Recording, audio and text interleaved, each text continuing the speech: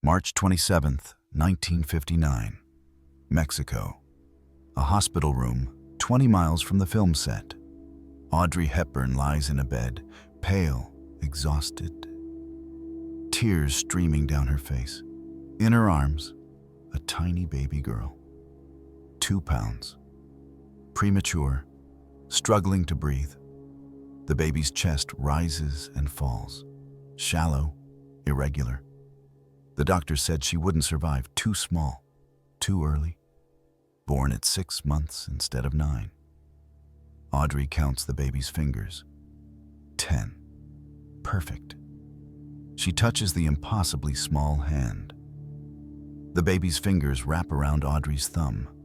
A reflex, the doctor said. But to Audrey, it feels like holding on.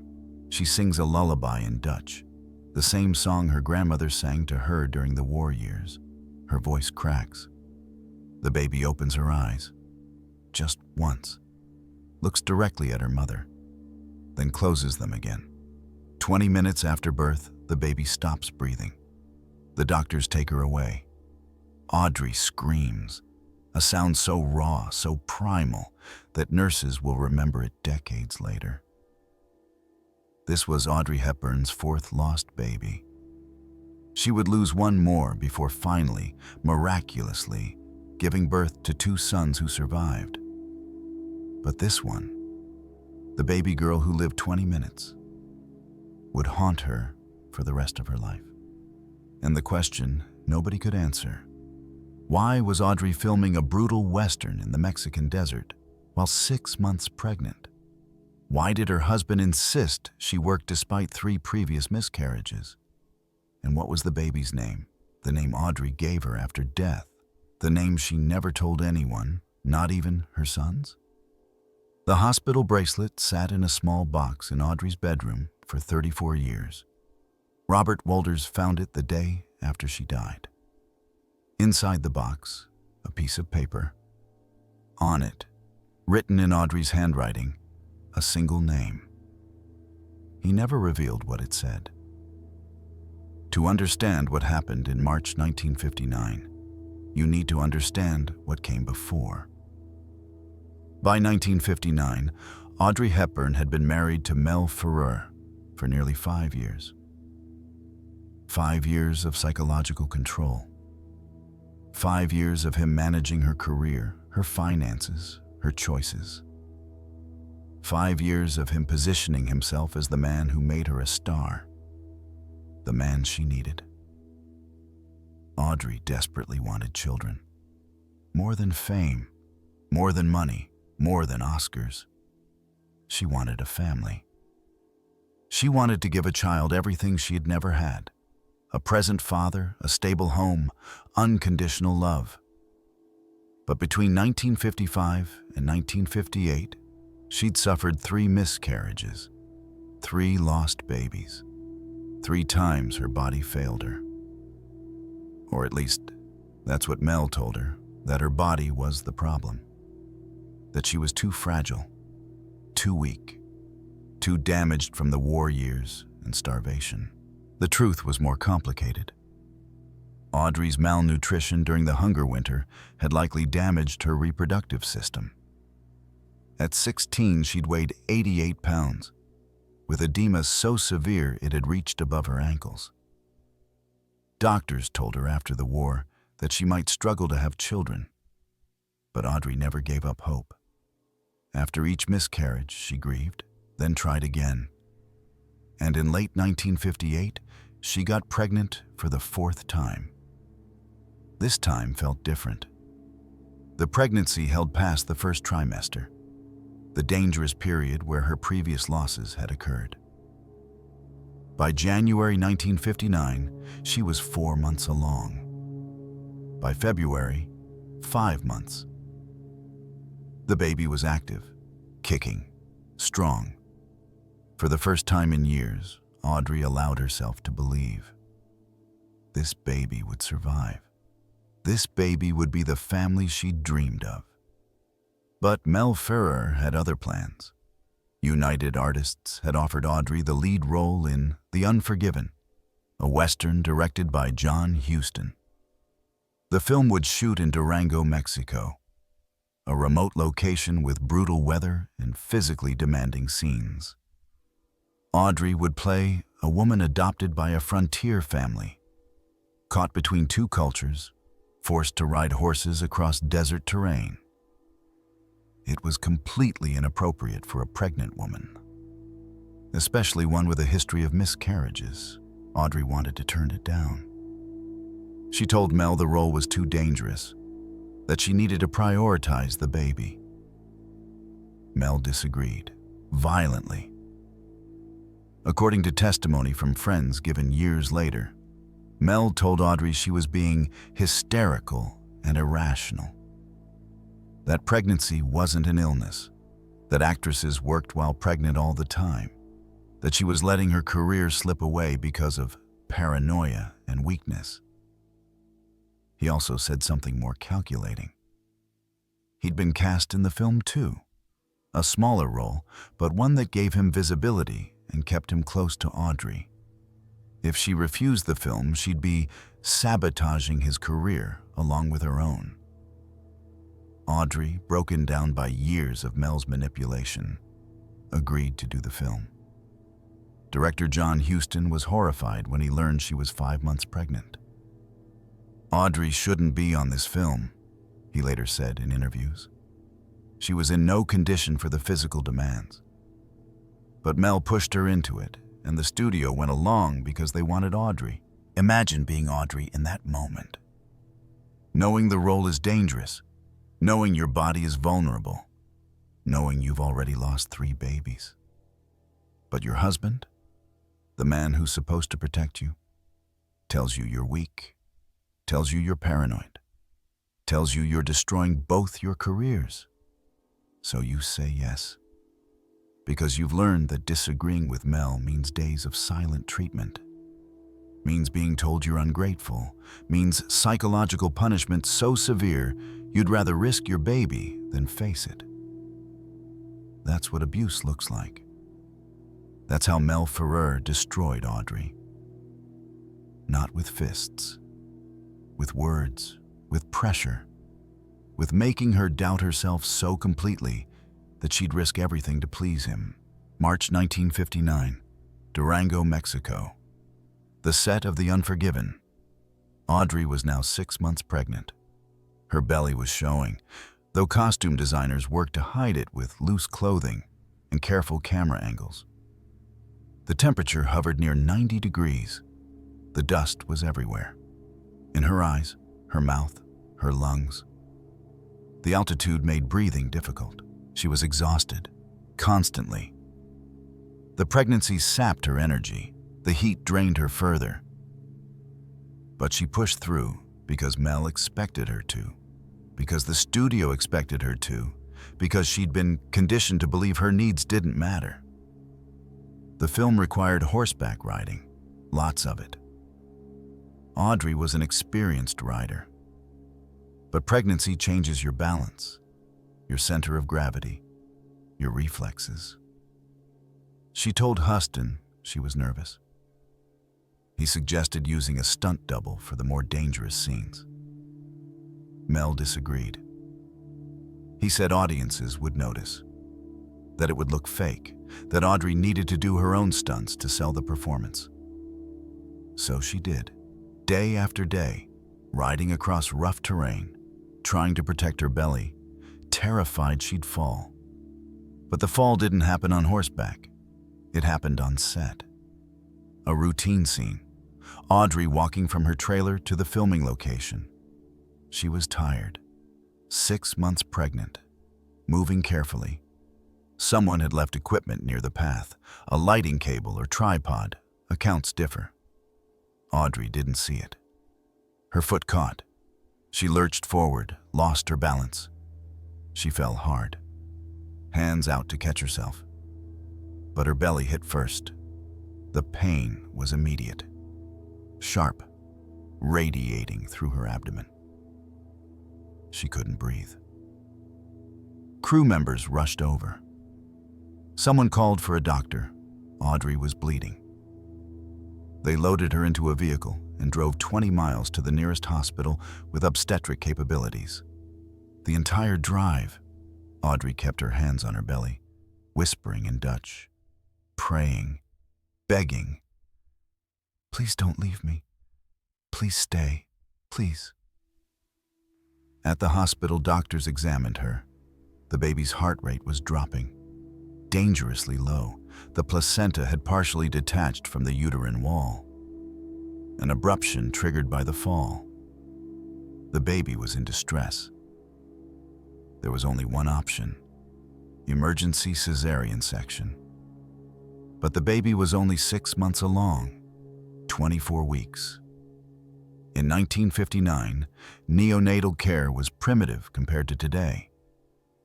Babies born that early rarely survived. The doctors told Audrey the baby might not live, might be born already dead. Audrey insisted they try. "Save my baby," she said. "Please, save my baby." They prepped her for surgery. The anesthesia was light. They wanted her conscious enough to see the baby if it survived. She felt the pressure of the incision, the pulling, the strange sensation of something being removed from inside her. Then, a sound. Tiny, weak, but unmistakable. A cry. The baby was alive. March 27th, 1959. 3:47 p.m. A baby girl born 3 months early, weighing 2 pounds. The doctors worked quickly, suctioning fluid from the baby's lungs, checking vital signs, wrapping her in blankets to preserve body heat. But they didn't rush her to an incubator. They didn't attach monitors.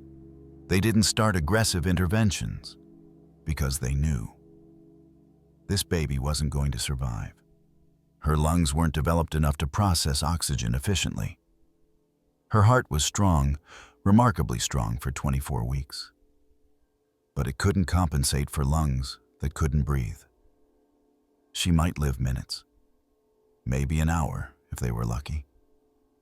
The chief obstetrician made a decision. He brought the baby to Audrey. "You should hold her," he said quietly, "while you can." Audrey was still on the operating table, abdomen open, bleeding being controlled. But she reached out. The nurse placed the baby in her arms. 2 pounds. So small Audrey could hold her in one hand. Impossibly fragile. Eyes closed, chest rising and falling in rapid, shallow breaths. Audrey stared at her daughter. This baby she'd protected for 6 months. This baby she'd risked everything to carry. This baby who'd kicked and moved and lived inside her.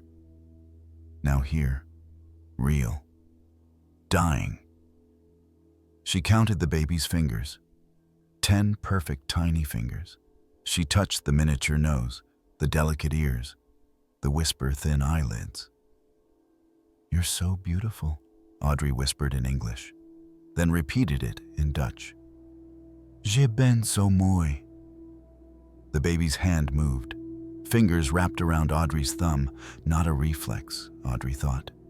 A grip, holding on, holding her mother. Audrey began to sing, a Dutch lullaby her grandmother had sung during the war.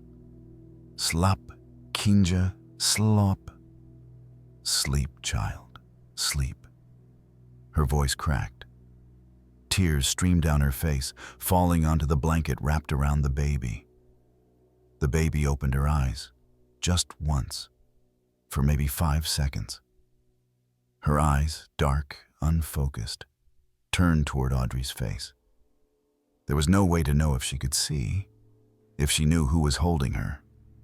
But to Audrey, it felt like recognition, like her daughter was looking at her, like she was saying goodbye. Then the baby closed her eyes again.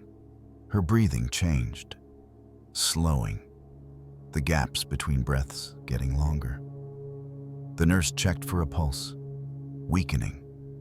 The doctor, standing nearby, glanced at the clock.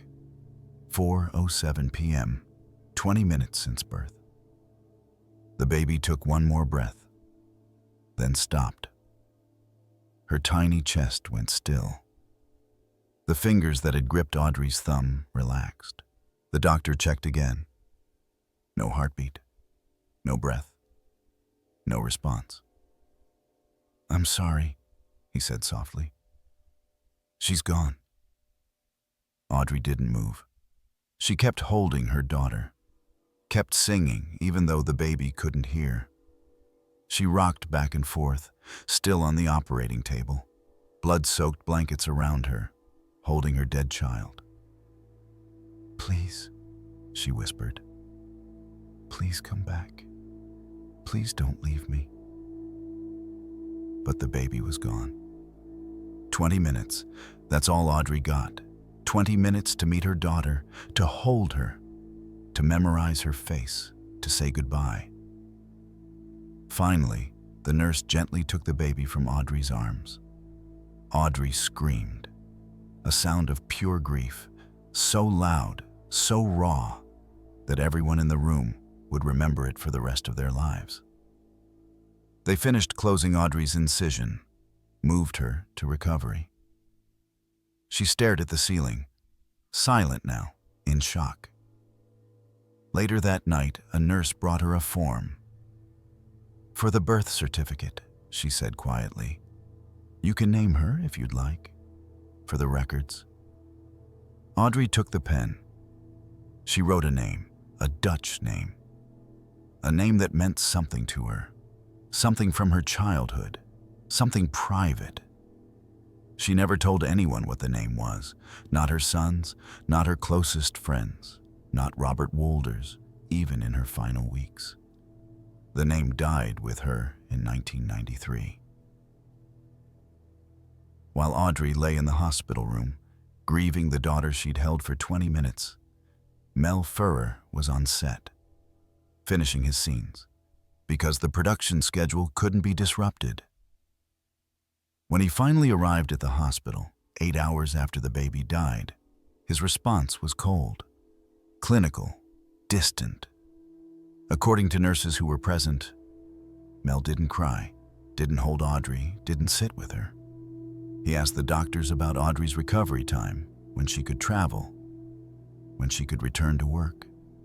One nurse, who gave testimony decades later, under condition of anonymity, said, "He acted like she'd had an inconvenient medical procedure, not like she'd just lost a child. There was no emotion, no compassion. It was disturbing." Mel told Audrey that dwelling on the loss wasn't productive, that she needed to focus on healing and moving forward, that these things happen, and it wasn't worth falling apart over it. He never asked about the baby, never asked if Audrey had held her, never asked if she'd named her. The next day, Mel returned to set. He finished filming The Unforgiven. He smiled for cameras. He gave interviews about how professionally everyone had handled the unfortunate incident. Audrey stayed in the hospital for a week, physically recovering from the cesarean, emotionally destroyed. She lay in bed, staring at her empty arms, replaying those 20 minutes over and over.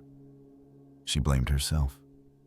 If she'd been more careful, if she'd seen the equipment, if she'd refused the role, if she'd stood up to Mel, maybe her daughter would be alive. The doctors tried to reassure her. The fall caused the abruption, but the baby was too premature to survive anyway. Even without the fall, a baby born at 24 weeks in 1959 had almost no chance. There was nothing Audrey could have done differently.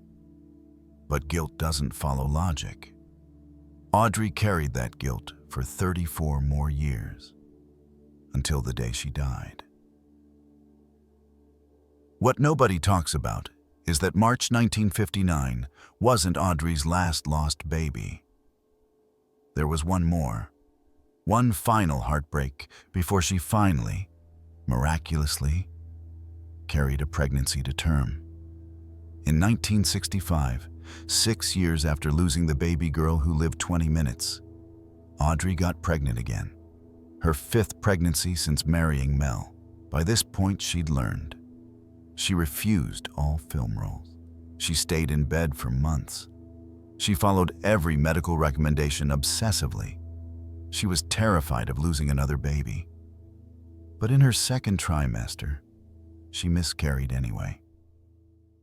No fall, no accident. Just her body, damaged and traumatized, unable to hold on. This time, she didn't name the baby, didn't hold it. The doctors sedated her immediately. When she woke up, it was over. That miscarriage broke something fundamental in Audrey. She told her psychiatrist, Dr. Judd Marmer, that she believed God was punishing her for the baby girl who died, for not fighting harder to protect her. Dr. Marmer's notes from 1965, unsealed in 2018, read, "Patient exhibits severe survivor's guilt and self-blame regarding pregnancy losses. Believes she murdered her daughter by agreeing to film role. No amount of rational explanation alleviates this belief." Audrey believed she'd killed her daughter, and that the universe was punishing her by taking every subsequent pregnancy. But then, something changed. In 1960, 1 year after the baby girl died, Audrey gave birth to Sean. Full term, healthy, a son who survived. And in 1970, she gave birth to Luca, another healthy son. 2 miracles, 2 babies who lived. But Audrey never forgot the one who didn't. The baby girl who'd lived 20 minutes, the daughter she'd held, the names she'd written down and never spoken aloud. For 34 years, Audrey kept a small wooden box in her bedroom. Always in the same place. Top drawer of her nightstand. Private. Hidden. Her sons didn't know what was inside. Friends who visited her home never saw it. It was Audrey's secret. Something she guarded fiercely. When Robert Wolders moved into Audrey's Swiss villa in 1980, he noticed the box but never asked about it. He understood that Audrey had parts of her past she wasn't ready to share. Private griefs she carried alone. But on January 21st, 1993, the day after Audrey died, Robert was going through her belongings, preparing for the funeral, sorting through decades of memories. He opened the box in her nightstand. Inside, he found a tiny hospital bracelet, yellowed with age, the kind they put on newborn babies in maternity wards. On it, written in faded blue ink, "Baby girl Ferrer, March 27th, 1959, 3:47 p.m. Underneath the bracelet, a piece of paper, folded carefully. On it, in Audrey's handwriting, a single name. The name she'd written on the birth certificate 34 years earlier. The name she'd never told anyone. Robert read it, and then he made a decision. He wouldn't reveal what it said. This was Audrey's secret, her private grief. Her daughter's name would stay between them. He burned the paper. He kept the bracelet. And he never told anyone, not Audrey's sons, not her friends, not biographers who later asked what name Audrey had chosen. Some secrets, he believed, deserved to stay sacred. But the fact that Audrey kept that bracelet for 34 years tells you everything. She held her daughter for 20 minutes, and she mourned her for the rest of her life. In the final weeks of Audrey's life, as cancer consumed her body, she talked about the babies she'd lost, all 5 of them, but especially the girl. Her son Luca later revealed, "Near the end, my mother said something that broke my heart. She said, I wonder if she would have forgiven me. I asked who. She said, the baby girl, for not protecting her. Even dying, Audrey blamed herself. For agreeing to film The Unforgiven. For not fighting harder against Mel. For tripping over that equipment. For not being strong enough to carry her daughter to term. None of it was her fault. But guilt doesn't care about facts. Guilt doesn't care about medical explanations. Guilt just exists, heavy and permanent, until you die. Audrey Hepburn, who survived Nazi occupation, who survived the hunger winter, who became a global icon, who saved dying children across the world, never forgave herself for 20 minutes in March 1959. The baby who lived 20 minutes defined her in ways the world never knew. Every time she held another child during her UNICEF work, she was holding her daughter. Every time she campaigned for children's health and nutrition, she was trying to save the one she couldn't. Her sons, Sean and Lucas, survived. But the daughter, the one whose name she wrote down and never spoke, haunted her until she died. January 20th, 1993. 2 a.m. Audrey Hepburn took her last breath. Robert Wolders held her hand. Her son sat nearby. And maybe, just maybe, she was finally reunited with the baby girl who'd lived 20 minutes. The daughter she'd held. The name she'd kept secret. The grief she'd carried for 34 years. The hospital bracelet stayed in Robert's possession until he died in 2018. Then it disappeared. Some say he was buried with it. Others say he destroyed it. Either way, the last physical evidence of baby girl Ferrer, the daughter who lived 20 minutes, is gone. All that remains is the story, the tragedy, the guilt, and the unanswered question, what was her name? Audrey took that secret to her grave, and now no one will ever know. This is Audrey Hepburn, The Hidden Truth. From wartime horrors to Hollywood secrets, we uncover what they've been hiding for decades. Subscribe to discover the dark truth behind the elegant image.